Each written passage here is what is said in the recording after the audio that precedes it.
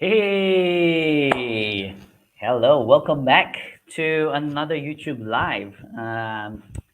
If you are new here, hello, let me introduce myself again. Hi, I'm Jovan, and I am a mindset coach, and I help specifically entrepreneurs or wannabe entrepreneurs have a very strong entrepreneurial mindset so they can succeed and achieve the business that they've been dreaming about. Okay.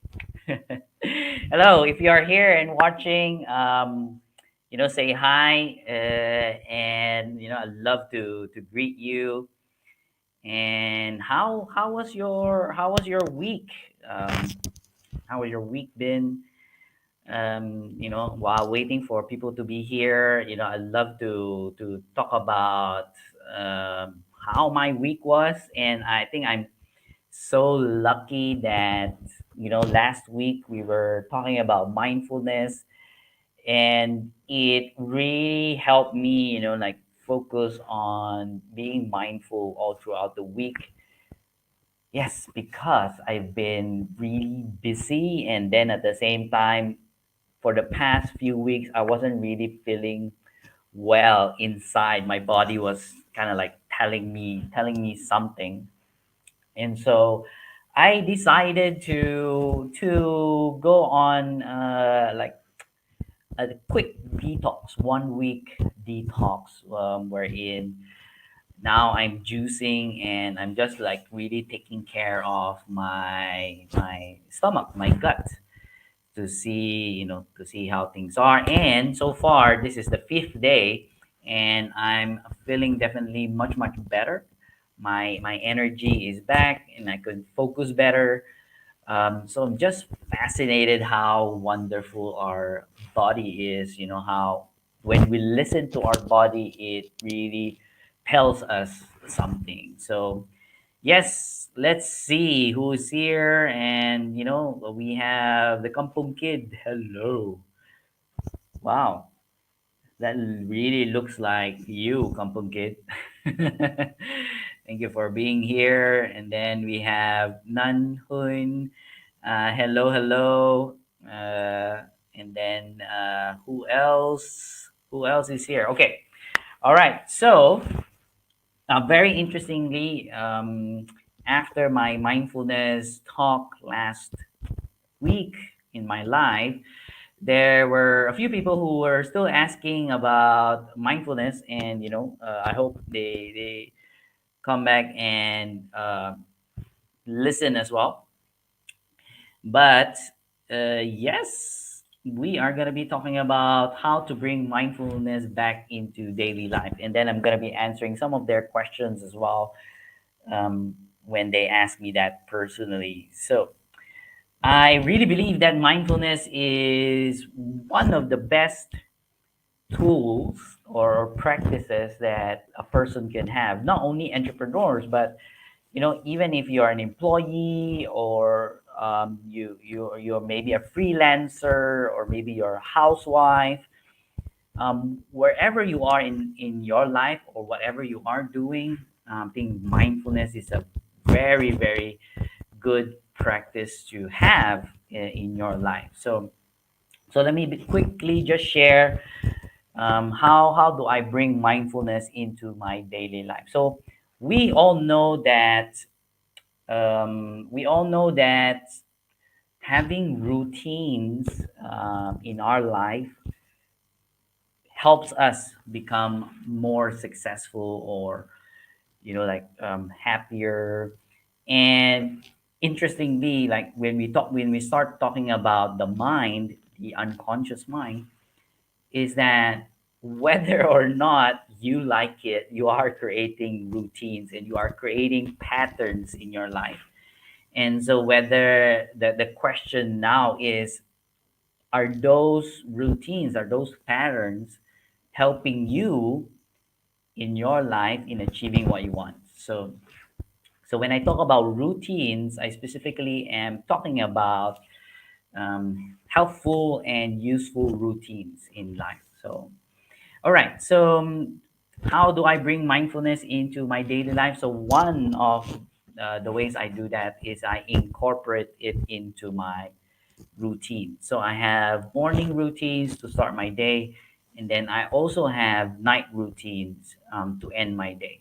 So when I start my day, and okay, so the thing that has been happening recently in my life is that there was a phase wherein I sleep very late, so that means I wake up late as well. And then there are times that I was like like very very tired, so I'm able to sleep early, and then I wake up early as well. But what I try as much as possible is to be consistent with my routine, especially my morning routine, which means when I wake up, what do I do next, and then after that, what do I do next, and then after that, what do I do next. So typically, my mornings when I wake up, I try as best as I can to drink at least one glass of water, and so that helps kind of like like restart my body, my engine, and then after that, I will go into a very quick 10 or maybe 20 minutes, depends on how my schedule is like, 10 or 20 minutes of meditation. And nowadays what I do is I meditate with some sounds. So the sounds that I use are the sounds of waves. And just to share with you, I specifically use this app, which is Insight. I don't know if you can see Insight Timer is over there. And Insight Timer is very good because you can just use it as a timer, or you can have all those sounds, or it also has courses inside, like they have this 14-day mastering breath work challenges. So there's a lot there to use. And so that's kind of like what I do. So after I drink water, and then I would go into a 10 or 20 minutes meditation. So it's kind of like my mindfulness practice. And then after that, then if it's an exercise day, then I would do some exercise, maybe lifting some weights, or maybe I go play tennis, or whatever. And then after that, then I freshen up. So after all of those, then I am ready to start my day. So whether it's starting immediately at work, if I have something on that day, like maybe a meeting, or specifically I have to start something in the morning, or else I also include reading a book in my morning routine. So currently I'm reading and I'm sharing a lot, but these are all good stuff. So if you're not here, I'm sorry. They wouldn't hear anyway. They're not here. So this is a book that I'm reading right now. It's called Deep Work by Cal Newport, and it's really really wonderful. I highly recommend it. And basically, the concept of this book is that we need, if we want to achieve a lot of things in life, like things that are, big, not normal, then we need to have deep work as part of our schedule and routines as well. And so that's what I'm practicing right now. I'm setting in time so wherein I can put some deep work. So it's kind of like how I do it. And then at night, in my night routine, I sometimes do and sometimes not add some meditation as well. Uh, if I need to, let's say for example, I am overwhelmed, if I a lot of things to do, that I am getting like anxious about, then I do that. I meditate at night to close off my night routine. Okay, so that's one way of doing it, adding it into your routine. Another way of adding or bringing mindfulness into your daily life is in everything that you do. So So you can be mindful in how you eat. You can be mindful in, let's say, for example, just being with another person while you are talking to them. Or let's say, for example, now, like I'm doing this live, I can be also very, very mindful. And at the same time, while I'm talking and sharing, I'm also feeling, and being really present. Like, for example, I'm feeling, my jacket rubbing my skin. I can feel the cool air from the air conditioner on my left side. So, so all of this is a practice of being mindful as well. So you can also do that, right? And of course, lastly, if you want, you can put in your calendar like chunks of time in between time. Let's say, for example, before you go for lunch or before you go for tea break, then you can put a mindfulness exercise there. One example of a mindfulness exercise is, like just being grateful and noticing what are you grateful for at this moment. So that's another exercise that you can do to practice mindfulness. So those three things. So the first one is adding it into your routine, and then the second one is, like being mindful in everything that you do, like, totally being present in whatever you do. Maybe you're eating, or you're freshening up, you're showering, or maybe you're drinking your coffee, or maybe you're talking to someone, right? And then the third one is specifically putting small chunks of time in your day, in your calendar, when you do a mindfulness practice. My example is, that gratefulness exercise. So that's a very, very good practice as well. All right, good. I hope that answers that question. And let me see who else is here. Ooh, there's more people. Hello. We have Nguyen, Yenny, and then we have Juliet. Hi, good evening, Juliet. Thanks for being here. Uh, we have some hearts from Min. We have hee hee hee. Or is it hi hi hi from Tan? Yeah, then we have Honey. Honey is always here. Thank you for always being here. Okay, all right. Tan is thanking for the recommendation. You're very welcome. You're very welcome. And if you want other things, for me to recommend, just feel free to comment as well. Ask questions. And all right, let's get to answering some more questions. Okay, so Nam Huin asks, what is the purpose of mindfulness? What is the purpose of mindfulness? Okay.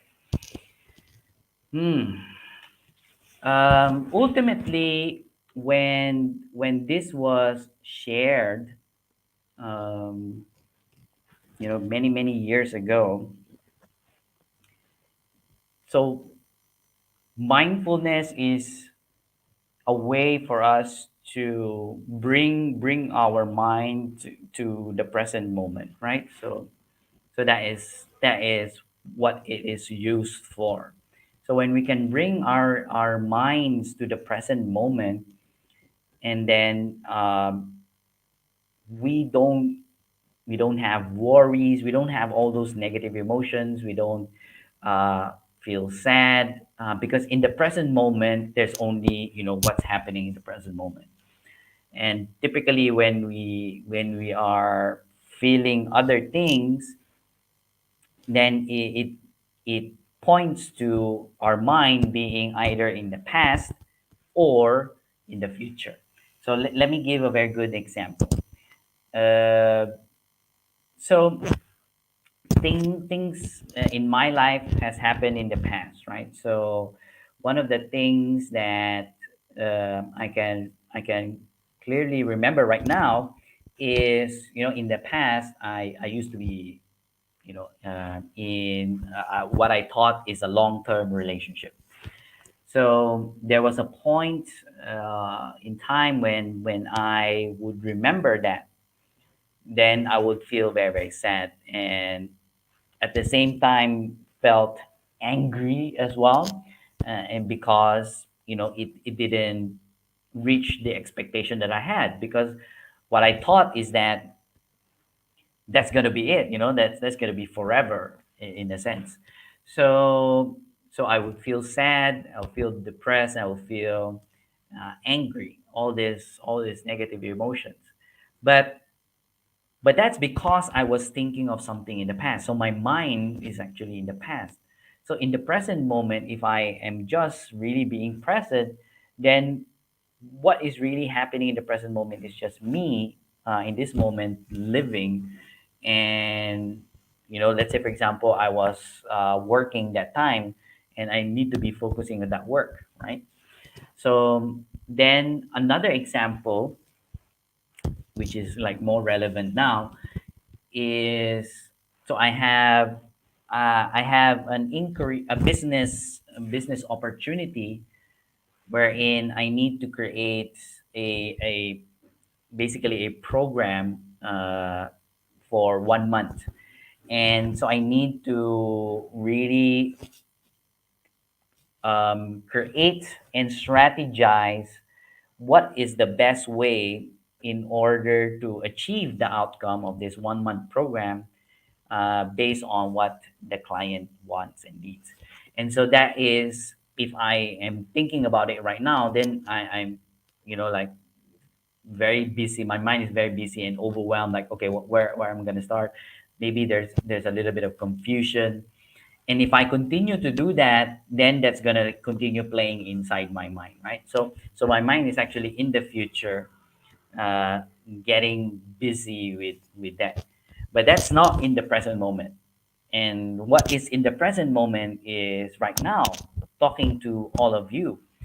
And if I can be really present and really enjoy this moment that I am, doing this live and speaking to you and sharing about mindfulness, about this wonderful tool and exercise in life, then I'm, totally okay. I'm just like here in this moment.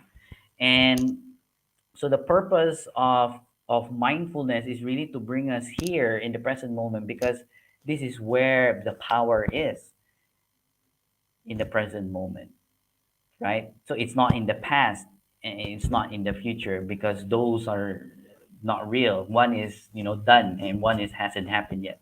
So the power is really here. And so what mindfulness is, the purpose of mindfulness is to give back the power to you, right? In that sense. So when you can do that, then you'll be more powerful, right? So thanks for that question. All right, who else is here? Hello,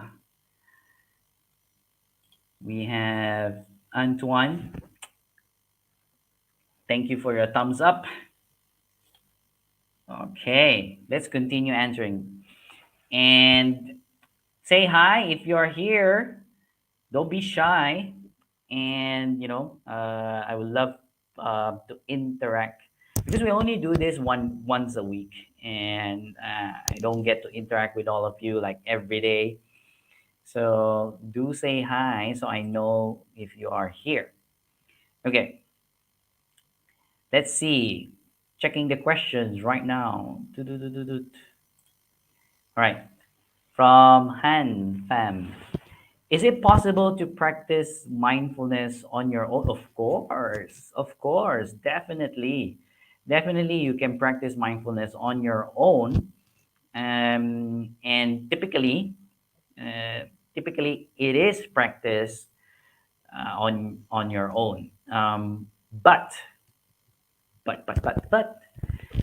there is power in practicing with groups of people. And I don't know where you are, like, if you believe in energy, or you understand a little bit about energy. We are all energy anyway. So my experience when I went to Vipassana, so if you remember, if you watched last week, Vipassana is a 10-day silent meditation retreat wherein we really learned and deep dive into the purest, well, according to them, the purest way of meditating. So and I clearly remember when I did my vipassana. I did vipassana 2 times, and the first time I did it, we were about, I think, close to, the men and the women. We were about maybe 80 people, and the second one was more. I think we were like hundreds, and just being with all these people, and we were all meditating the same time. It was honestly so much easier to go into the meditation, like deeper, and there's not much resistance. So there is an advantage when you practice mindfulness with other people, and so in a group. And something interesting is, and this was, I learned this and I also experienced this, when you want to meditate, the space that you are meditating is also important. So so let's say that this is my work room, and so this is where I work, and this is where I also exercise. So previously I used to meditate in here, but now if I try and meditate, it's not as easy because there's a lot of, like, active energy. But before this became my workroom, I used to meditate in this corner, in fact, and I was facing the window. And the more I meditated in that space, the easier I was able to meditate. Uh, you know, so the more I sit there, the more I meditate, then it easier that easier it became. Blah, blah, blah. So yeah. So the answer to that is yes, definitely you can practice mindfulness on your own, for sure. It's really designed that way. Then but there are advantages in, one, practicing mindfulness with other people, and then two, there is also this magical effect when you practice in the same space every time. So if you can meditate at the same spot every time, and if you can ask other people to meditate at the same spot, then the more powerful it becomes. All right, good. Who else is here? Oh, no one has commented yet. Hello, hello. Say hi. Say, come on. Come on, people. Say hi. Come on, people. Let me drink some water while you decide to put in the chat and say hi. See that pretty princess? So now I know the culprit. My mug is the one that is always changing my video color. Okay. Ooh, someone commented. Ooh, Kid K asked a very good question.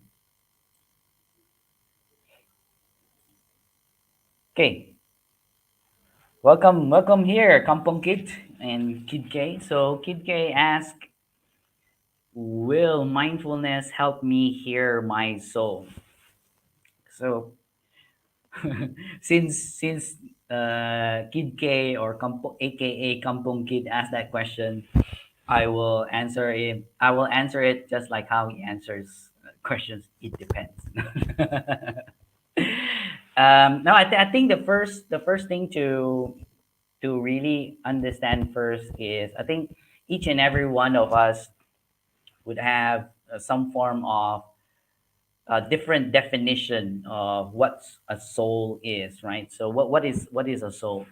And so maybe just to create a context before I answer that, soul can be, like specifically like something that is inside us, like our spirit, right? And so some religions believe that this soul, or this, energy, this entity, is the one that is, for example, in Catholicism. Yeah, I used to be I mean, I'm a Catholic. Believe that this soul is something that is cannot be destroyed. So meaning, when our body, dies, or, like, goes back goes back to the soil, then then this spirit, or this soul, goes back to, the universe, or whatever, whatever you believe in, or it goes to heaven, if it's the Catholics. So basically that. So yeah, so Kid K is saying here, our universal energy that is connected to the soul. Yeah, exactly. So if we define soul like that, then now his question, I'll answer his question. Will mindfulness help me hear uh, my soul? So one is, I think it's a combination of a lot of things, right? So mindfulness definitely will train you to, to quiet your mind. When I say quiet, because someone actually asked me a question last week, because they've been trying meditation, and after many minutes, their mind was still very noisy. And so what I said is that the objective of meditation is really not specifically to quiet your mind, but to train your mind to let go of all of this noise. And when your mind is actually, very good at letting go of this, the noises that you have, like, blah, blah, blah, blah, all the little voice that I was talking about last week, then in a way it starts to quiet down, because you're not entertaining all this, noise, or in your mind. So going back to Kid K's question, when now your mind, because you've been practicing mindfulness, you've been practicing meditation, becomes trained in that, then you start to hear something else, if I can say it like that. And and I'm not an expert in meditation or mindfulness, per se, but I am a very long-term practitioner. um, so I also experienced myself that I was able to hear things that, has given me like mind-blowing insights that, I wouldn't have known just for myself. And the experience that I had was, it's something that is visceral, like really something inside, like something that, is, I can feel it in my gut, when I experience it. And so I think I shared this last week, when one of the insights that I got while sorry, that I got while meditating was, I got the sense of, duality, meaning, there's a reason why there's light, when there's a reason why there is dark, there's a reason why there's good, there's a reason why there's evil. And, so I mean, I won't tell the whole story because it's quite long. But when I experienced that, during my meditation, it was really, really like visceral. And it's an intelligence that I couldn't have gotten just by myself or inside my mind. And so, yes, to answer that question, in a way, mindfulness, if you keep practicing, I think, long enough, will definitely help you hear your soul, or if I can say that, connect to a bigger source. Yeah, so definitely my answer to that, based on my own experience, is yes, definitely you can hear your soul. Once you stop, once you stop listening to all that crap that your little voice is telling you, like, no, you're not good enough, oh no, you're not handsome enough, oh, you need to have beautiful hair, Jovan, you need to have long hair. So all this like noise, then you start to hear something else, and that's just based on my experience. So very good question, thank you very much, Kampung Kid. Yeah, so he added a comment here. So when we are very very present, and he said very very present, we can remove the distractions of the world and then hear the soul. Exactly. So that is the awareness that we are talking about, when you can now let go of listening and entertaining that little voice, then something comes up, and something more magical, more meaningful, comes up, and you are able to hear that. So all right, who else is here? Say hi. Linda is here. Hi, Linda. Nice smile. Okay, all right, ask some questions, come on, let's go. Okay, good. Yes. Huang Tu Tao. Yes. So, do you have any advice for someone new to mindfulness practice? And yes, definitely. Since I also went through the same process of like being a newbie, being a beginner, like maybe 6 7 years ago, and been practicing. So one is definitely, if you are new to mindfulness practice, you can take baby steps first. So, of course, that includes understanding what mindfulness is, what kind of tools that you can do. So, that's why you're here. You're listening to this. And then, second is start small. So let's say, for example, start, a 1 minute meditation. And then, once you get the hang of it, then you increase it to 5 minutes. And then once you get like, oh, actually 5 minutes, you're very comfortable, there's not much noise, then you increase it to 10 minutes, and then so on and so forth. So during at the peak of my practice, when I was doing vipassana, so I was able to meditate at least 1 hour, 1 hour to 2 hours straight. And when I say that, it's really, I wasn't really moving, like I was uh, sitting in a lotus position. They call that the lotus position, and I can do that. Even I start to feel the tingling and the pain, because of sitting that long. I was able to disregard all of those, and so that was really really fascinating. So that was the peak, and then it started to go down as well, when I started to really schedule my time. And yeah, but I think it will depend on your the stage of your life. But definitely, if you are starting, start small first, right? Start small, and then just grow from there. And there's no right or wrong, good or bad, as long as you can practice. And the more important thing to get here, especially if you're new, is the key is the pause.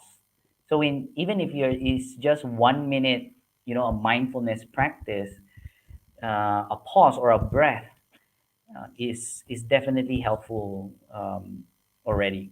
So let's say, for example, at work, you have a colleague that did something, and then you it pisses you off. It pissed you off, and suddenly you are feeling that anger coming up.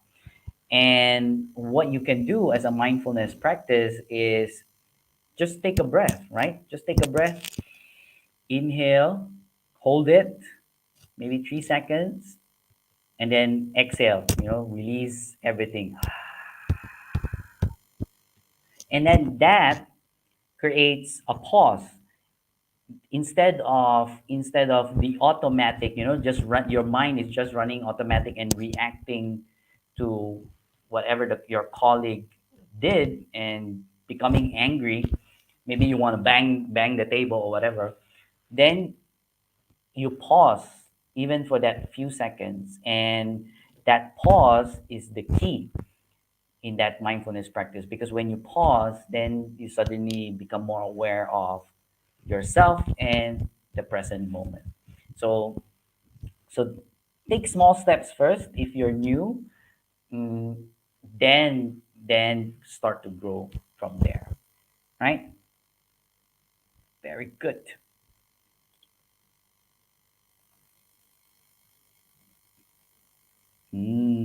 Okay. Kid K is on fire today, so he's asking a lot of questions. All right. So, do you believe that we are humans having a spiritual experience or spirit having a human experience? Hmm. Is a question of my belief. Um, I believe that we are a spirit having a human experience. So let me differentiate this first. So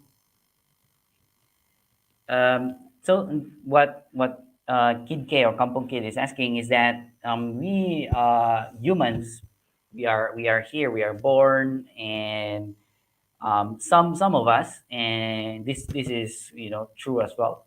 Some of us do have different levels of awareness, and of course, with that different level of awareness, you can say that have different spiritual experiences as well. Okay, so but each and every one of us would have kind of like a spiritual experience. So we can look at it at that way, or there's another belief wherein, which is what I believe in, is that we are all part of something greater than us, right? So we are all connected into this one source, and that we are kind of like split apart, bit by bit, into like, okay, you go down to this body, which is body, named Jovan, and then we experience whatever we need to experience as the human experience, because whatever I experience will be totally different from, let's say, Kid K's experience, or who else is here, Linda's experience, or Tan's experience, or Hanny's experience.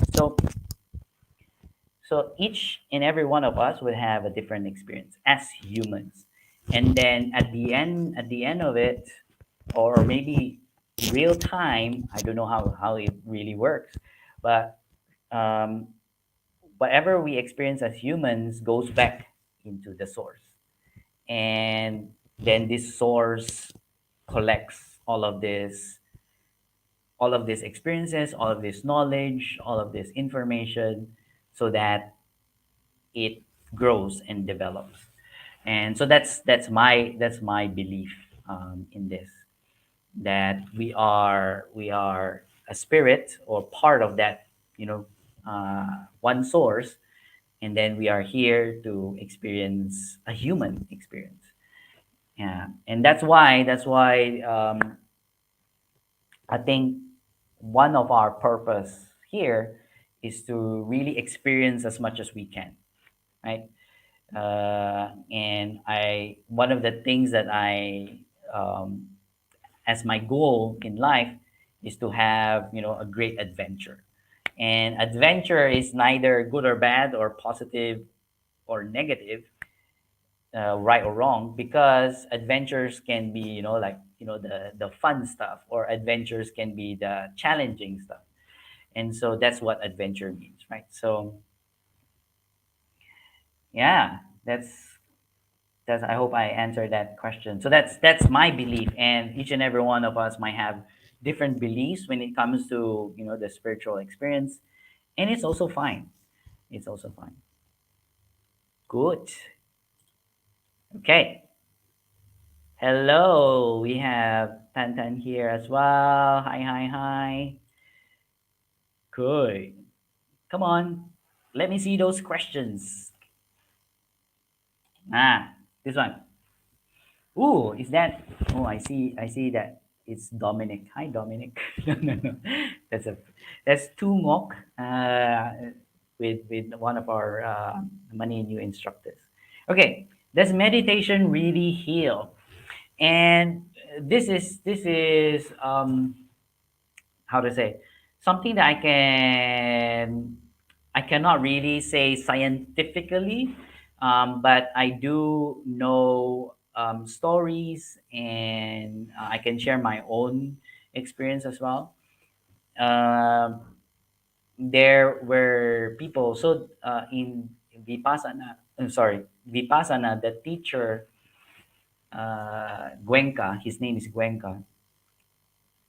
His story was, he went through, so he's a son of a mogul. Like, a mogul is someone who is like very, very rich in terms of business. So they have very big business. They were in the steel industry, I think. And so they were quite rich, and so Gwenka started experiencing some health problems, and so he went through like the most expensive, and the experts uh, all over the world, doctors and scientists, to find a cure for his health problem, but they couldn't help him. And then what he stumbled upon, someone told him that that meditation might help. And there's this teacher, in it was, I think, previously in Cambodia. And then he went and practiced, basically attended a 10-day, I think, if I remember correctly. And I might not say this accurately, but it's something to do with, like, he had migraines and things like that. So that was like his health problem. So anyway, so he attended, and to cut the long story short, it definitely helped him cure his head, his health problems in his head, and he became better. And so because of that, then he became the the messenger for Vipassana. And because of his resources, he was able to, like, do Vipassana, bring it back to India, and then make it big, make it bigger and bigger. So anyway, so that is one of the stories. But personally, when we talk about healing, because there's many facets of healing. So there's the Gwenka story, which is, the physical healing, and then there's mental healing. And for myself as well, I have removed some limiting beliefs that I had while I was meditating. And then, yeah, and then I've heard people who had, like, some emotional healing as well while they are meditating. So, but all of these are stories, and each person is definitely different. So yeah, so I think there's no definite answer to this question, but for sure, even if you don't heal, you will there is a guaranteed benefit in meditating, that you can take away. So do start the practice, and see what comes up for you, what you experience. And then if it does lead to healing, then that's great, right? That's wonderful. So yeah, but I highly suggest you start it, even if you want to start uh, you know small. Okay. All right. Whoa, suddenly there's a lot of questions. So Tantan asked, I have a question. Is it possible to be mindful while sleeping? Okay, this is interesting because one of the things that was taught in Vipassana was how to meditate until you fall asleep. So meaning you are aware until such time that you can sense and notice the sleep taking over. And it's always has always fascinated me. And I, tried it several times, like many times. Sorry, and to be honest, what happens is just when I meditate before I go to sleep, especially when I'm tired, I just feel sleepy and then I just sleep, right? So, but according to the teachings, is that when you meditate before you sleep and you start noticing, right? Like you really notice that, oh, part of my body, is starts to sleep already, like it's resting. So what they were teaching is that when you do that, when you wake up, your mind will still be in kind of like that state, like a very aware state. So personally, uh, I've heard that it's possible, and I tried it, but I haven't really achieved it. And so the teaching is that they say that it is possible to be mindful while sleeping. So I think for me is when you can train your mind, because our minds can be trained. Definitely, I think is really possible. Okay, all right, good.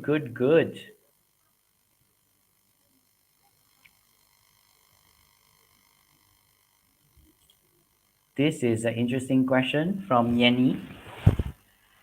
What opportunity do you know about mindfulness? What opportunity do you know about mindfulness? Hmm.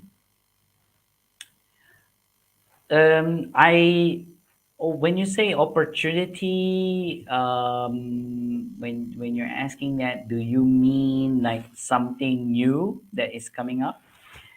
So if that is the case, then maybe what I can reframe it a bit into possibilities. So, and I love the word possibilities. Uh, I think it's more related to that because personally, I did experience like massive new possibilities in my life after I really dive deep into mindfulness and meditation. And one of those things, and I can relate this to an opportunity. So one of those things while I am meditating and like in vipassana, I got an idea of what and what kind of next business that I can do. And it was so clear that it's kind of like laid out already, like like tuk, tuk, tuk, tuk, tuk. This is the business opportunity, and that is a possibility, right? So that is a possibility. So it really up to me to take it up and then execute on it, take action and do it, right? But my mind was able to provide that. And then another possibility that I got in my practice was in terms of health, because what I saw was that I, in general, I want to be a healthy person. That's the person that I want to be. Uh, but I saw that how I lived or how I was living my life wasn't totally healthy. And in that practice, that allowed me to see that possibility that, oh, wow, if I really want to be healthy, then this is what I need to do. So that's another possibility. So it's not exactly, you can say, an opportunity. Maybe it's an opportunity to change, but then it's all there. So definitely opportunities or possibilities. There's a lot, and I have it that each person will have uh, different opportunities or possibilities. So what will be for you, Yenny, will be, for you once you start practicing, right? Good. Okay. Let's see some more questions here. Yeah. Huang Tu Tao, I'm so glad to learn this knowledge. Yes. You are welcome. You are welcome. Kid K, ask again. Wow, he has a lot of questions to me today. Kampong Kid, ask, what do you want to experience in your life? Ooh. And I think if we were to relate this to the spiritual experience, what do I want to experience in my life? Um, Honestly, right? Um, honestly, I think the beautiful thing about, and this is what I realized as well in one of my meditation sessions, is that everything, if everything is connected and it's so huge, and that we are a tiny part of it, like really, really a small, tiny part, very minuscule, very, very small part of it. And to me, I saw that, I'm totally like insignificant, like, because I was so small that people can just miss me, right? Like, it doesn't really matter. But at the same time, like right now, I'm able to help other people. I'm able to um, create new distinctions for other people, share really wonderful things to other people based on my experience. And that is important. That is significant as well at the same time. And so because of that experience, because of that realization, I can dictate, I can set, goals or things that I want to experience for myself. Like, I'm the one who is in charge of that. And knowing that there's no right or wrong about living life. Well, I mean, outside of the what we talk about, ethical, moral, and legal, it's really up to me. It's really up to me how I want to experience this life, this my life. And it can be, I can set, like big goals, like what we were talking about last time, big, hairy, audacious goal. If I want to, like, help 1 million people, if I want to help 10,000 people, if I just want to help one person, it's really up to me. And that's kind of like what I realize. But coming from my own values and my own beliefs, then of course, if I want to, like, optimize my time here, of course I want to help, like, a lot of people. And so that's my journey, is like to find that path of really helping as much people as I can, right? And so that's basically what I want to experience in my life, whether it's through my own coaching, or maybe bringing in wonderful programs like Money and You, or recommending this 10-day meditation retreat. So as long as, like, I know I'm able to help other people, then uh, then I am working towards that goal in my life. Right. Good. Wow. All these questions from Kid K is making me sweat. But they are wonderful questions. Thank you for asking those questions, Kampong Kid. Yes, I love them. I love them. Okay. Final question that I will answer. Okay. I think I saw this last week as well. Okay. Honey is asking, why is it that when mindfulness of defilements does not penetrate? Okay, so this is really a very interesting question. I'm just reading Kampong Kid's reply. He said, "The sweating is good." Yeah, yeah, sweating is good. It means my body is working, my mind is working. Why is it that when mindfulness of defilements does not penetrate? Okay, this is a very complex question. So let's break it down. Um, so defilements in mindfulness or in meditation means the things that you can say bad experiences or bad memories, negative emotions. We can also say that is also trauma, right? So all these defilements, like specifically, if we just generalize it, they call this like the aversions, or the attachments that we have. So these defilements are the ones that causes suffering.